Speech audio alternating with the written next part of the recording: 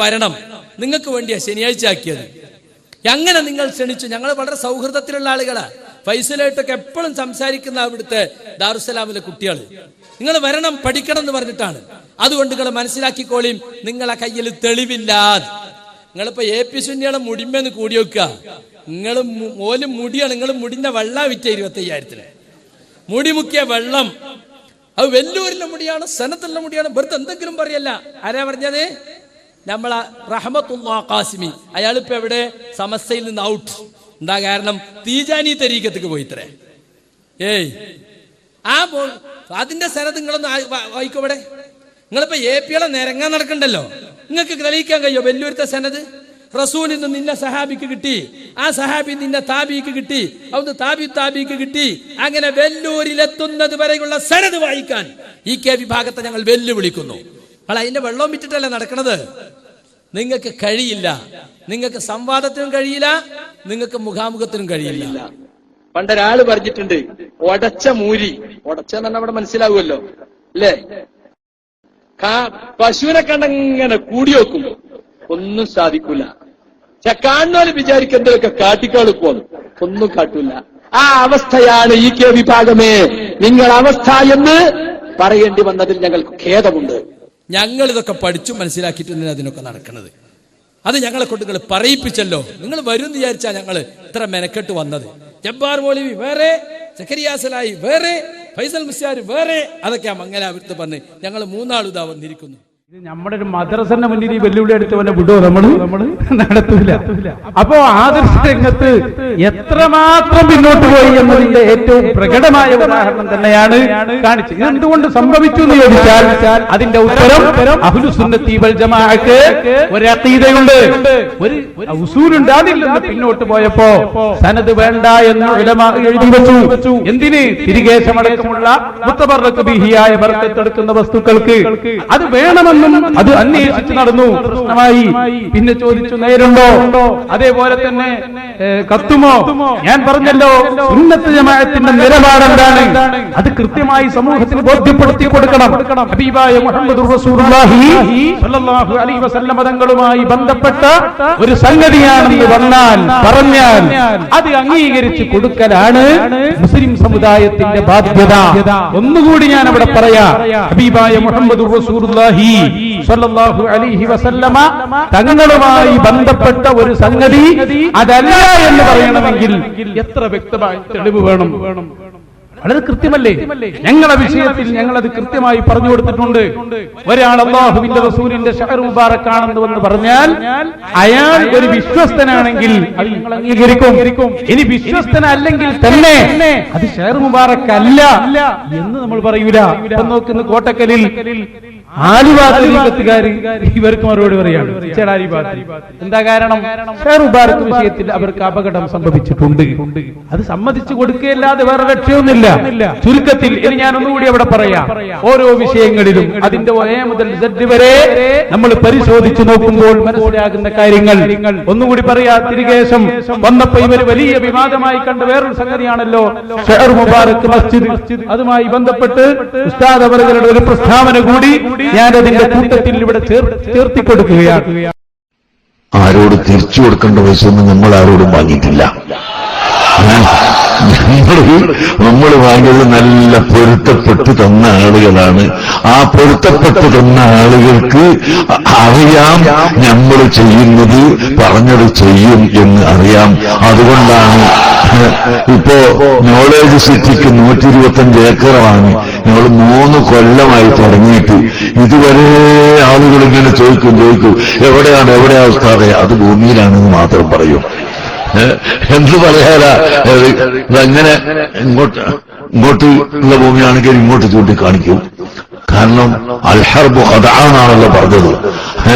അപ്പൊ അതനുസരിച്ച് പിന്നെ വാങ്ങി അങ്ങനെ ഞങ്ങളെ കൊണ്ട് കഴിയുമെന്ന് തോന്നുന്നത് കടം കുറച്ചുകൊണ്ട് നല്ല കടമുണ്ട്. എന്നാലും ശരി, ഉദ്ദേശിച്ച സ്ഥലം ലഭ്യമായതിനു ശേഷം കമ്മിറ്റി യോഗത്തിൽ അത് പറഞ്ഞതോടുകൂടി അത് വെളിച്ചത്തായി. അപ്പോഴേക്കതാ വില കുതിച്ച് കയറി. സുബ്ഹാനല്ലാഹ്, 1 ലക്ഷം രൂപക്ക് വാങ്ങിയ സ്ഥലത്തിന് 5 ലക്ഷം രൂപ വിലയായി. അതിന്റെ തൊട്ടടുത്ത് 10,000 വാങ്ങിയതിന് 1 ലക്ഷവും 2 ലക്ഷവും വിലയായി. മർക്കസിന്റെ കോംപ്ലക്സ് വരുന്നുണ്ട്, അതുകൊണ്ട് ഞമ്മക്കത് വേണം അത് വേണം എന്ന് പറഞ്ഞ് പരക്കം പാറ്റിൽ ഇപ്പൊ രാവിലെ ഒരു 100 ബ്രോക്കർമാരുണ്ടാവും അവിടെ. അതിന്റെ പരിസരത്തുള്ള മുഴുവൻ തലത്തിലും വില കൂടി. ഏതായിരുന്നാലും നന്നായി, ജനങ്ങൾക്ക് വില കിട്ടിക്കോട്ടെ. അപ്പോ കമ്മിറ്റിയിൽ ഞാൻ പറഞ്ഞു, 3 കൊല്ലമായിട്ട് എവിടെയാണെന്ന് ചോദിക്കുമ്പോ ബാലുശ്ശേരിയാന്ന് പറയും, താമരശ്ശേരിയാന്ന് പറയും, ഉണ്ണാമനത്താന്ന് പറയൂ, അതിന്റെ അടുത്താന്ന് പറയൂ, അതിന്റെ അടുത്തുനിന്നാ പറയൂ, ഒക്കെ അടുത്ത് തന്നെയാണല്ലോ.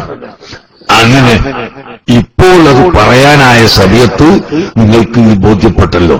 അതുപോലെ ഇൻഷാ അല്ലാഹ് പള്ളിയും അടുത്ത സമയം നിങ്ങൾക്ക് എവിടെയാണെന്ന് പറയാൻ ആകും. അതിന്റെ മുമ്പ് നിങ്ങൾ സ്ഥലം ചോദിക്കണ്ട, അതിന്റെ പാഴ്സുകളൊക്കെ ഉണ്ടാക്കിക്കൊണ്ടിരിക്കുകയാണ്. ഏതാണ്ട് കുറെ പാഴ്സുകളൊക്കെ തയ്യാറായി കഴിഞ്ഞിട്ടുണ്ട്. അപ്പോ അതുകൊണ്ട് അതിലൊന്നും ആർക്കും സംശയമല്ല, മോമിനിയങ്ങൾക്ക് സംശയമില്ലാന്ന് അതല്ലേ ഞാൻ പറയുന്നത്. മോമിനിയങ്ങൾക്ക് സംശയമല്ല, ഇഖ്ലാസോടുകൂടി തരുന്നവർക്ക് സംശയമല്ല. അല്ലാത്തവരുടെ സംശയത്തെ നാം ഒരിക്കലും പരിഗണിക്കേണ്ടതുമില്ല, ഒരിക്കലും അത് ചെവി കൊടുക്കാൻ പാടില്ല. അതങ്ങനെ ഒരു കൂട്ടരിങ്ങനെ പറഞ്ഞുകൊണ്ടിരിക്കും. ഉറങ്ങാൻ പോകുമ്പോ അതില് നല്ലോണം അടച്ചിട്ടില്ലെങ്കിൽ പുറത്തുനിന്ന് ഇങ്ങനെ കര എന്ന് പറഞ്ഞിട്ട് പോകുന്നില്ല, അടിയെന്ന് ഒരു ഒച്ച ഇങ്ങനെ കേൾക്കൂ. എന്തൊരു ചീമിടി നല്ലതായിട്ട് പറയുന്നത്. എന്താ സാധനം എനിക്കറിയില്ല. ഇവിടെ എന്താ പറയുക, പിഴുക്കാ കുഞ്ഞ. അങ്ങനെ ഇവിടെ പറയാ. നമ്മുടെ നാട്ടില് കോഴിക്കോട് ജില്ലയിൽ അവിടെ CBD പറയും, അതേത്തിൽ തിരിയും. അതുകൊണ്ട് വേഗം വാതിലാണ് നല്ലോണം അടച്ചിട്ട് നമ്മൾ ഉറങ്ങും. അത് ഇങ്ങനെ നമ്മൾ അത്തരം ഒച്ചകൾക്കൊന്നും യാതൊരു ശ്രദ്ധയും കൊടുക്കാൻ പാടില്ല. നമ്മൾ അള്ളാഹുവിന്റെ പൊരുത്തത്തിന് വേണ്ടിയാണ് ചെയ്യുന്നത്.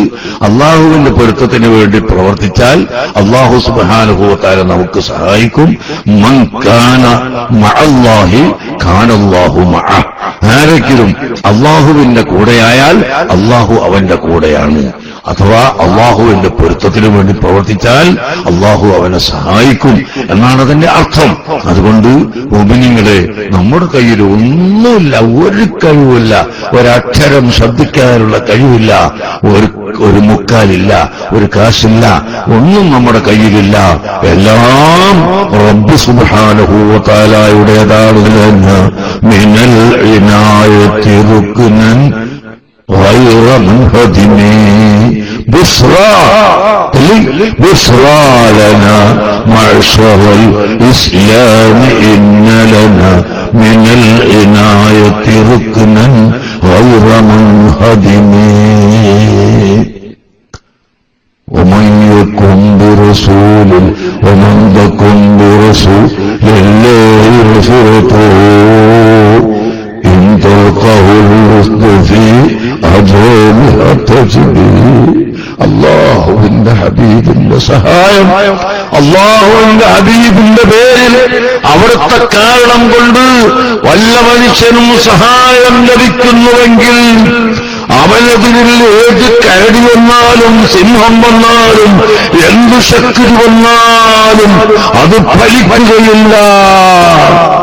ബഹുമാനപ്പെട്ട ഇമാം ബൂസീരി റഹ്മത്തുള്ളാഹി അലൈഹി തങ്ങൾ പറഞ്ഞിട്ടുള്ളത് ഇമാം ബൂസീരി ആരാണെന്നറിയോ?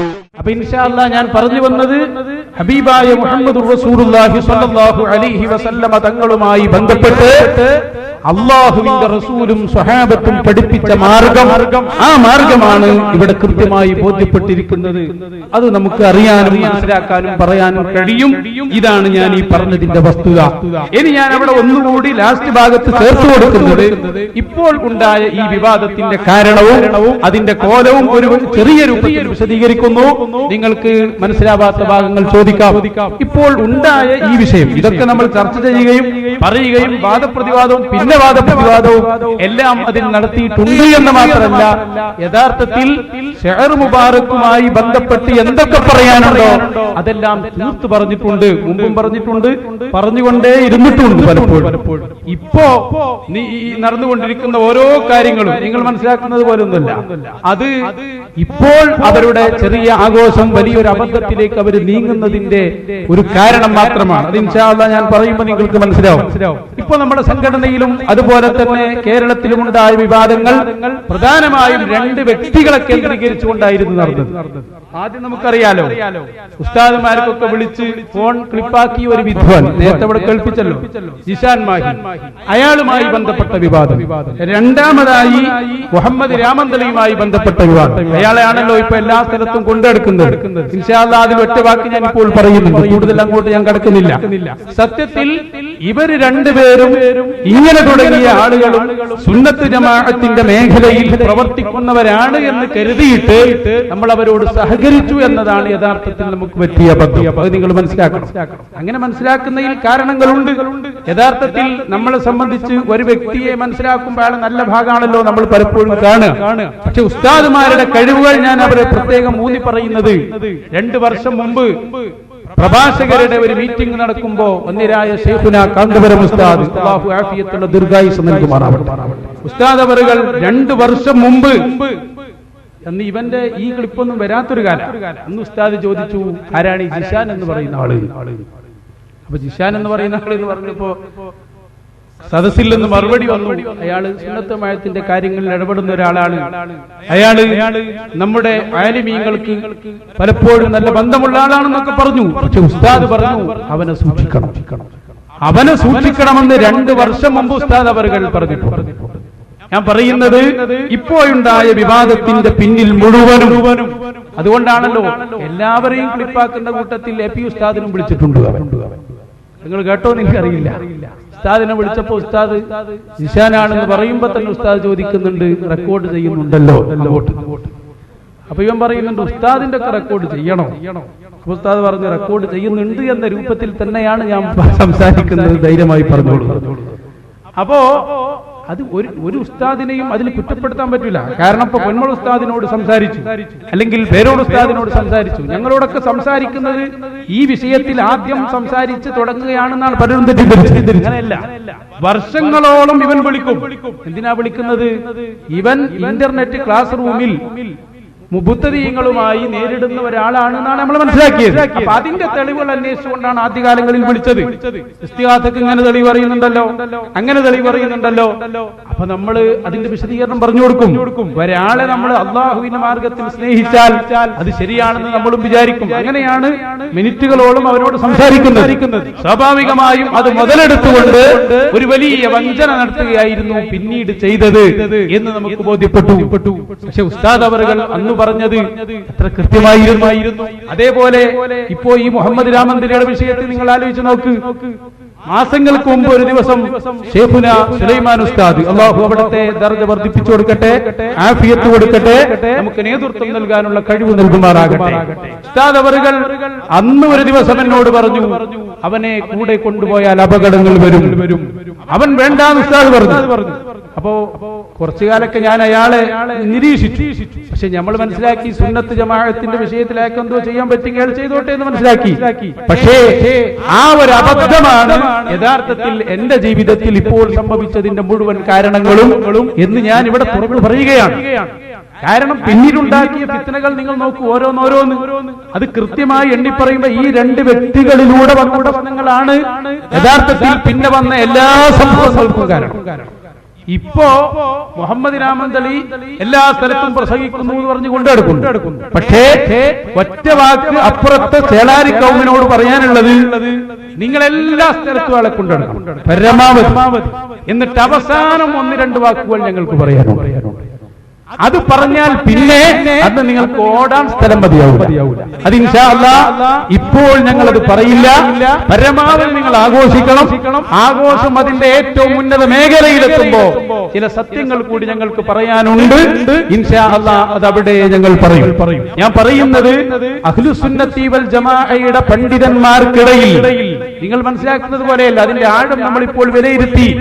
നിങ്ങൾ നോക്ക്, നമ്മുടെ പണ്ഡിതന്മാർക്കിടയിൽ ഛിദ്രതയുണ്ടാക്കാനും എത്രത്തോളം അതിന് ഒരുപാട് നിഷ്കളങ്കരായ ആളുകളെ കൂടി അതിന് ഉപയോഗപ്പെടുത്തുകയും ചെയ്തതിന്റെ ഫലമാണ് ഇപ്പോൾ നടന്ന മുഴുവൻ വിവാദങ്ങൾക്കും കാരണം എന്ന് നിങ്ങൾ മനസ്സിലാക്കണം. അത് പ്രത്യേകമായി എടുത്തു പറയുമ്പോ പ്രിയപ്പെട്ട സഹോദരന്മാരെ, നിങ്ങൾ ചിന്തിച്ചു നോക്കൂ.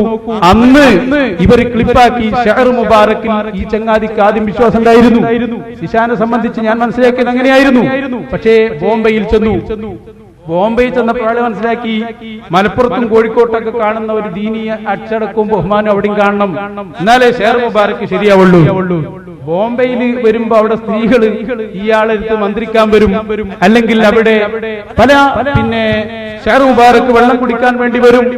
ഇതെല്ലാം നടത്തുമ്പോ ഈ ചങ്ങാതി മനസ്സിലാക്കുന്നത് അപ്പൊ അവിടെ സ്ത്രീകൾ വരുന്നുണ്ട്, അതില് അവരത്ത് മറിച്ചോലും മറക്കാത്തോലൊക്കെ ഉണ്ട്, ബോംബെ അല്ലേ, അപ്പൊ അതുകൊണ്ട് ഷഹർ മുബാറക്ക് തെറ്റാണ്. അങ്ങനെ കുറെ കാര്യങ്ങൾ തെറ്റിദ്ധരിച്ചുകൊണ്ട് തിരികെ ഷെയ്ഖിനെതിരെ പിന്നീട് സംസാരിക്കുകയും അതിനായ ഉസ്താദിനെതിരെ വളരെ ശക്തമായ ഭാഷയിൽ തന്നെ അയാൾ പല സ്ഥലങ്ങളിലും പറയുകയും ചെയ്തു. യഥാർത്ഥത്തിൽ ഞാനിവിടെ പറയുന്നത് അഹ്ലുസുന്നത്തി വൽ ജമാഅയുടെ പണ്ഡിതന്മാർക്കിടയിൽ ഭിന്നിപ്പുണ്ടാക്കുക എന്ന ലക്ഷ്യത്തോടെ അദ്ദേഹം നടത്തുകയും പിന്നീട് യഥാർത്ഥത്തിൽ നമ്മൾ അയാളിൽ നിന്ന് ഈ സംഗതി ക്ലിപ്പുകളും കാര്യങ്ങളും വാങ്ങുന്നത് യഥാർത്ഥത്തിൽ സുന്നത്ത് ജമാഅത്തിനെതിരിൽ ഇവർ വരുമ്പോൾ അത് ഉപയോഗിക്കാനും അതുമായി ബന്ധപ്പെട്ട കാര്യങ്ങൾ നടത്തുവാനും വേണ്ടിയായിരുന്നു. പക്ഷേ അവിടെയും ഒരു രഹസ്യ അജണ്ട നമ്മൾ അറിയാതെ ഉണ്ടായി. അതെന്താണ്?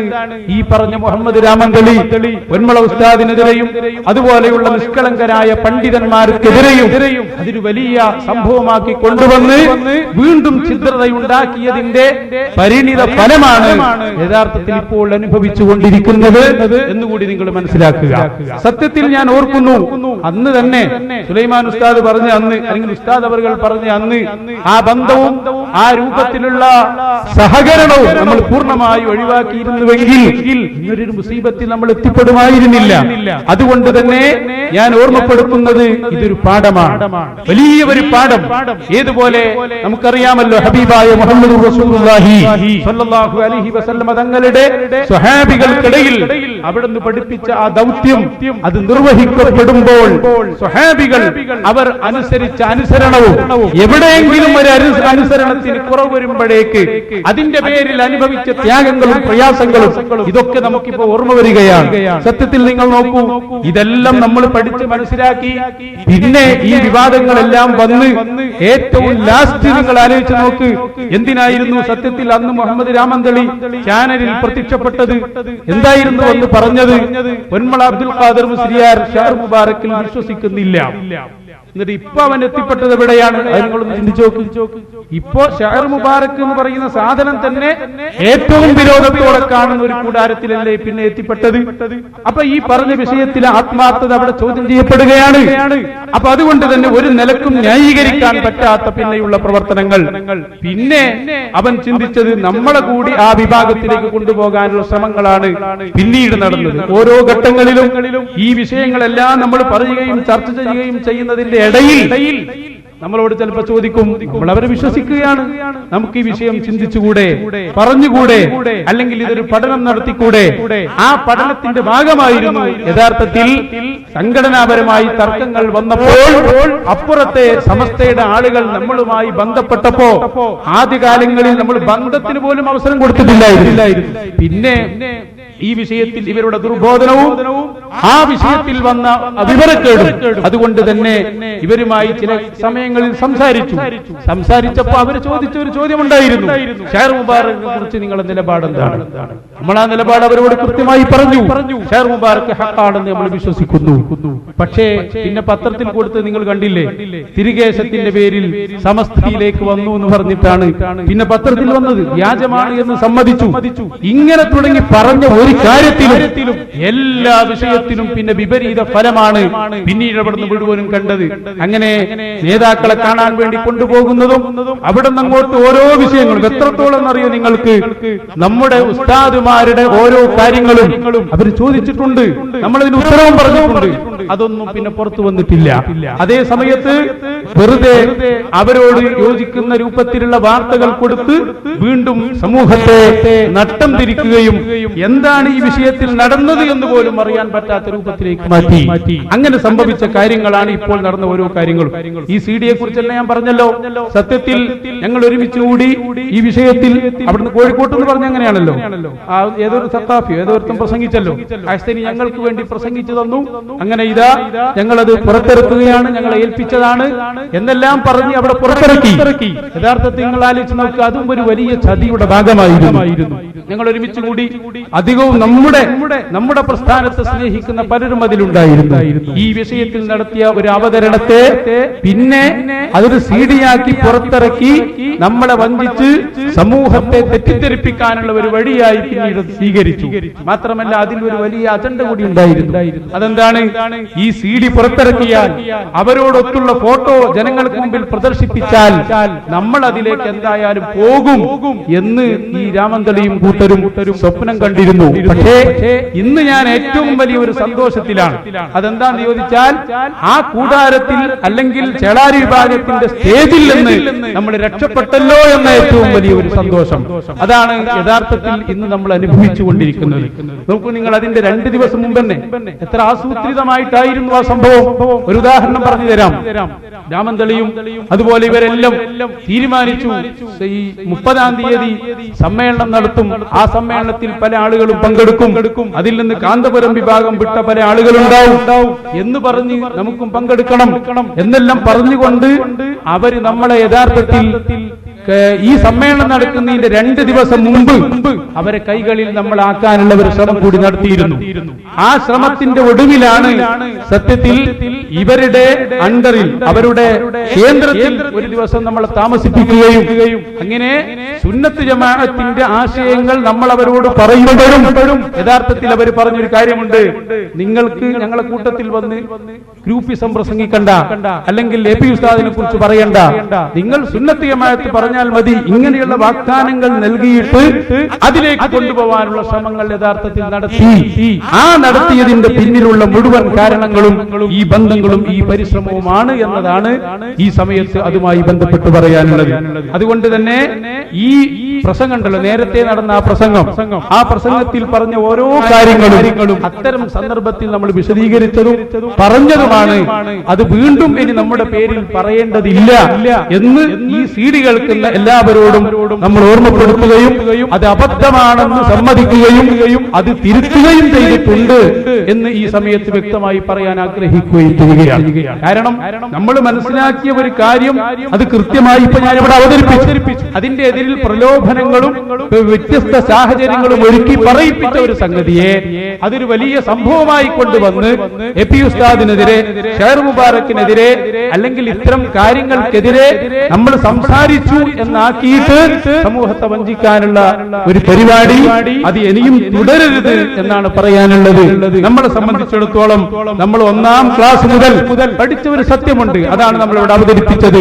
ഹബീബായ മുഹമ്മദ് റസൂലുള്ളാഹി സ്വല്ലല്ലാഹു അലൈഹി വസല്ലം തങ്ങളുടെ ആ സുന്നത്ത് ജമാഅത്ത് അത് സ്വഹാബികളിലൂടെ, ഇമാമിയങ്ങളിലൂടെ, മഹാനായ കാന്തപുരം ഉസ്താദിലേക്ക്, മഹാനായ താജുൽ ഉലമ സയ്യിദ് അവറുകളിലേക്ക്, ബഹുമാനപ്പെട്ട സുലൈമാൻ ഉസ്താദ്, നൂറുൽ ഉലമ എംഎ ഉസ്താദ്, ഒന്നിരായ പൊന്മള ഉസ്താദ്, നമ്മുടെ മുഴുവൻ ആലിമീങ്ങളിലേക്കും നേരെ ഉസ്താദുമാര് വഴി വന്ന ഈ ദീൻ അതാണ് ഹഖായ ദീൻ എന്ന് നമ്മൾ വിശ്വസിക്കുകയും അതിനെതിരിൽ വന്ന മുഴുവൻ കാര്യങ്ങളും അത് ഇത്തരം ആളുകളുടെ പ്രലോഭനങ്ങളിലും ഇത്തരം ആളുകളുടെ ചതികളിലും പെട്ട് നമ്മൾ പറഞ്ഞു പോയതും ചെയ്തു പോയതുമാണ് എന്ന് ഈ സമൂഹത്തെ ഓർമ്മപ്പെടുത്തുകയും അതിനുവേണ്ടി ധാരാളം പ്രവർത്തകർ വിളിച്ചു അവരെ വിഷമത്തിലും അവരെ പ്രയാസത്തിലും മാപ്പ് ചോദിക്കുകയും യഥാർത്ഥത്തിൽ അഹ്ലുസ് സുന്നത്തി വൽ ജമാഅയുടെ ആശയം കാന്തപുരം ഉസ്താദിന്റെ കയ്യിൽ തന്നെയാണ് എന്നൊന്നുകൂടി ആണി ഇട്ട് ഇവിടെ ഉറപ്പിച്ചു പറയുകയും ചെയ്യുന്നു.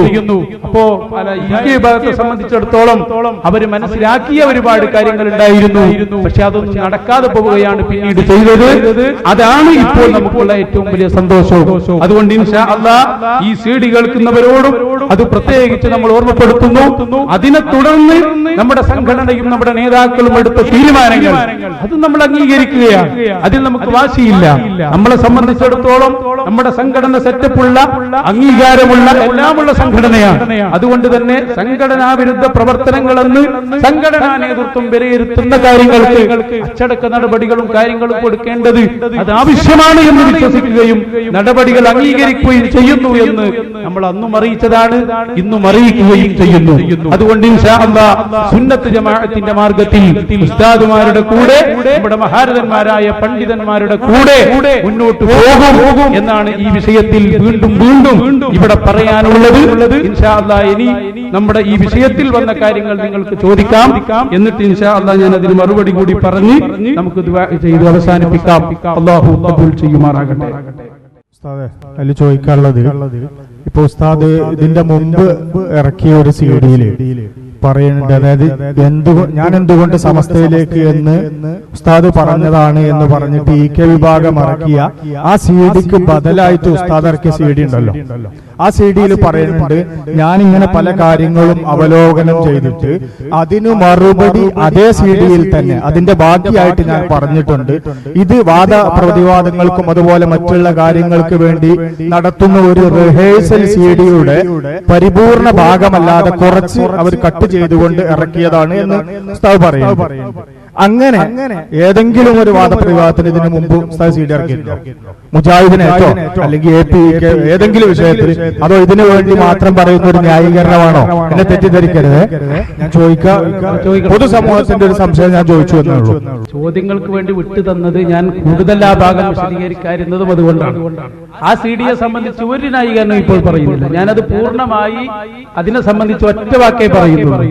അതിൽ പറഞ്ഞ കാര്യങ്ങളും ആ CD-യും പൂർണ്ണ അബദ്ധം തന്നെയാണ്. അത് നമ്മൾ സമ്മതിക്കുന്നു. ഞങ്ങൾ ചർച്ചകൾ നടത്തിയിട്ടുണ്ട്, പല വിഷയത്തിലും ചർച്ചകൾ നടത്താറുണ്ട്, അത് CD ആക്കാറില്ല. ഇസ്തിഗാസയെ സംബന്ധിച്ച് നമ്മൾ ചർച്ച ചെയ്യാറുണ്ട്, അത് ശിർക്കാണെന്ന് പറയുമ്പോൾ അതിന്റെ വാദഗതികൾ നമ്മൾ പറയാറുണ്ട്. പിന്നെ നമ്മൾ അത് ശരിയാണോ അല്ലേ ചർച്ച ചെയ്യാറുണ്ട്, അങ്ങനെയൊക്കെ ഉണ്ടാവാറുണ്ട്. അതൊന്നും CD ആക്കലോ പതിവൊന്നുമില്ല. അതേസമയം ഇതുമായി ബന്ധപ്പെട്ട് നടത്തിയ പ്രഭാഷണം അതിനെ ന്യായീകരിക്കുകയോ അത് ശരിയാണെന്ന് പറയുകയോ ചെയ്യുന്നില്ല. അത് പൂർണ്ണ അബദ്ധമാണെന്ന് സമ്മതിച്ച് അതിനുവേണ്ടി സുന്നി പ്രവർത്തകരോടും അതിൽ വിഷമിച്ചവരോടും മാപ്പ് ചോദിക്കുകയും ചെയ്യുകയാണ് ചെയ്തിട്ടുള്ളത്. അതുകൊണ്ട് തന്നെ ആ അബദ്ധം ഇനിയും നമ്മുടെ പേരിൽ ചേർത്തരുത് എന്നാണ് അതിന്റെ ഉത്തരമായി പറയാനുള്ളത്. പിന്നെ മറ്റൊരു സംശയം, നിങ്ങൾക്ക് അങ്ങനെ എന്തെങ്കിലും, നിങ്ങൾക്ക് നല്ല ആർക്കാണെങ്കിലും നമ്മുടെ സംഘടനയിൽപ്പെട്ട ആർക്കെങ്കിലും നമ്മുടെ നേതൃത്വവുമായി വല്ല ധാരണ പശകുകളും ഉണ്ടെങ്കിൽ അതിന്റെ പേരിൽ മറുപക്ഷവുമായി ഒരു ചർച്ചയ്ക്ക് പോകുക എന്നുള്ളത് അത് ഏത് അടിസ്ഥാനത്തിലാണ്? അത് വളരെ പ്രസക്തമായ ഒരു ചോദ്യമാണ്. അതും എത്തിച്ചേരുന്നതിന്റെ വഴി ഞാൻ ഈ പറഞ്ഞ വഴിയാണ്. ഞാൻ എന്റെ നേരെ റൂട്ടിൽ ചെന്നെത്തിയ ഒരു സംഗതിയല്ല, അത് എന്നെ കൊണ്ടെത്തിച്ചത് ഇവനാണ്, ഈ മുഹമ്മദ് രാമന്തലും ഈ പറഞ്ഞ ചങ്ങാതിമാരാണ്. അതിൽ നമ്മൾ എത്തി എന്നതിനെ ഞാൻ ന്യായീകരിക്കുന്നില്ല, അത് ചെയ്യാൻ പാടില്ല എന്ന് തന്നെ അതിന്റെ ഉത്തരം പറയുകയും ചെയ്യുന്നു. അബദ്ധമാണ് അത് സംബന്ധമായി. പക്ഷെ അവരോട് നമുക്ക് ചില കാര്യങ്ങൾ തുറന്നു പറയാൻ കഴിഞ്ഞിട്ടുണ്ട്. അതെന്താണ്? തിരികേശത്തെ കുറിച്ചുള്ള നിലപാട് എന്താണെന്ന് എന്നോട് ചോദിച്ചിട്ടുണ്ട്. ഞാൻ പറഞ്ഞിട്ടുണ്ട് അത് ഹക്കാണെന്ന് നമ്മൾ വിശ്വസിക്കുന്നു, നമുക്കതിൽ തർക്കമില്ല. പിന്നെ അവർ ചോദിച്ചത്, എന്നാ പിന്നെ ഗ്രൂപ്പ് വിഷയങ്ങളിൽ ഇടപെടാതെ നമ്മുടെ മറ്റു കാര്യങ്ങളൊക്കെ നിങ്ങൾക്ക് സഹകരിച്ചുകൂടെ എന്ന് ചോദിച്ചിട്ടുണ്ടായിരുന്നു. അത് ചിന്തിക്കണം എന്ന് ഞാൻ മറുപടിയും പറഞ്ഞു. പക്ഷെ അതും പാടില്ലായിരുന്നു എന്ന് തന്നെയാണ് നമ്മൾ വിശ്വസിക്കുന്നത്. ഇനി അത് ഞാൻ ന്യായീകരിച്ച് ഒന്നും പറയുന്നില്ല. അതുമായി ബന്ധപ്പെട്ട് സുന്നത്ത് ജമാഅത്തിന്റെ ആദർശങ്ങളിൽ ഉസ്താദുമാർക്കൊപ്പം നിൽക്കുകയായിരുന്നു ഏറ്റവും റെഡിയായി ചെയ്യേണ്ടത് എന്ന് തന്നെയാണ് അതിന്റെയും മറുപടി പറയാനുള്ളത്. പിന്നെ നിങ്ങളിപ്പോ പറഞ്ഞ ഈ റിഹേഴ്സൽ CD ഉണ്ടല്ലോ, അത് സുന്നി മഹൽ അവരുടെ ഒരു ഓഫീസാണല്ലോ, അവിടെ വെച്ച് നടത്തിയതാണ് എന്നും അത് നവംബർ 21 വ്യാഴാഴ്ചയാണ് ഞങ്ങൾ പോയതെന്നും താങ്കളുടെ ശിഷ്യൻ ഡ്രൈവർ റാഫി എന്ന് പറയുന്ന ആള് ഫേസ്ബുക്കിലുണ്ട്, ഞാൻ കണ്ടതാണ്. അപ്പൊ അത് ഉസ്താദ് അവിടെ പോയി തന്നെയാണോ ഇത് ചർച്ച നടത്തിയത്? അവന് ഡ്രൈവറായ വകയിൽ ഒരു തെക്കുതീർ കിട്ടിയിട്ടുണ്ട്. കാരണം അഹ്സനി വരുന്നത് അഹ്സനിയുടെ ഡ്രൈവർ എന്ന് പറഞ്ഞല്ലോ, അതേലും നന്നായിട്ടുണ്ട്.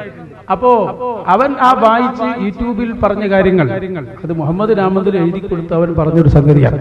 അയാൾ പിറ്റേ ദിവസം ഈ ഡ്രൈവർ 2 ദിവസം അവരെ കൂടെ നിന്ന് പിന്നെ എന്റെ അടുത്ത് വന്ന് പിന്നെ പ്രസ്ഥാനത്തോട് മാപ്പ് പറഞ്ഞ് അവന് ആ പോയതിൽ ഖേദിക്കുകയും ചെയ്തിട്ടുണ്ട്. അതുകൊണ്ട് ഇനി അവന്റെ പേരിൽ അത് പറയേണ്ട കാര്യമില്ല. അതേ സമയത്ത് അത് മലപ്പുറത്ത് സുന്നി മഹലിൽ വെച്ച് അവരുടെ ആസ്ഥാനത്ത് വെച്ച് നടന്നു എന്നത് ശരിയല്ല. മലപ്പുറത്ത് വെച്ച് തന്നെയാണ് നടന്നത് എന്നതാണ് ശരി. അതിൽ പിന്നെ കുറെ കളവ് അളവുകൾ അവർ ചേർക്കുമല്ലോ. ആ CD ഞാൻ ന്യായീകരിച്ചിട്ടില്ല. അത് നടന്ന സ്ഥലം സുന്നിമാലാണ് എന്നുള്ളത് ശരിയല്ല. അതുപോലെ തന്നെ രാമന്തളിക്കോ അതല്ലെങ്കിൽ സെൻസിംഗിലേക്കോ നിങ്ങൾ ഈ AP വിഭാഗത്തെ നമ്മുടെ സമസ്തയിൽ നിന്ന് പുറത്തു പോകുന്നുവെന്നും അതുകൊണ്ട് നിങ്ങൾ SOSകാരായ ആളുകളൊക്കെ വളരെ കാര്യബോധത്തോടുകൂടെ ചിന്തിക്കുന്ന ആളുകളൊക്കെ ഇതിന്ന് രാജിവെച്ച് പോരണമെന്ന് നിങ്ങളുടേതായി വന്ന ഒരു ആഹ്വാനം സെൻസിംഗിന്റേതായി വന്ന അവസാനത്തെ ഈ കോഴിക്കോട് സമ്മേളനത്തിൽ വിതരണം ചെയ്ത സെൻസിംഗിലുണ്ട്. നിങ്ങൾ എഴുതി കൊടുത്തു. അത് ഞാൻ ആദ്യം കണ്ടത് ഇഹ്യാ ഹുസ്സനിൽ വെച്ചാണ്. ഈ വിഷയത്തിൽ ചർച്ച നടന്നപ്പോ നമ്മളെ ഉസ്താദുമാരും അഹ്സന്മാരും വിളിച്ചിരുന്നു അവരെ സമ്മേളനത്തിന്റെ ശേഷം. അപ്പൊ ഉസ്താദിന്റെ റൂമിലെത്തിയപ്പോഴാണ് ഇങ്ങനൊരു സെൻസിംഗ് എന്ന് പറയുന്ന സാധനം തന്നെ ഞാൻ കാണുന്നത്. അത് യഥാർത്ഥത്തിൽ എന്റെ പേരിൽ അവൻ എഴുതി കൊടുത്തതാണ്. അങ്ങനെ ഒരു സാധനത്തിന് തന്നെ നിലനിൽപ്പില്ല. സെൻസിംഗ് ഇറക്കാൻ ഇവനാരും ഏൽപ്പിച്ചിട്ടില്ലല്ലോ. അപ്പൊ അതുകൊണ്ട് നമ്മളാർക്കും ഇന്റർവ്യൂ കൊടുത്തിട്ടില്ല.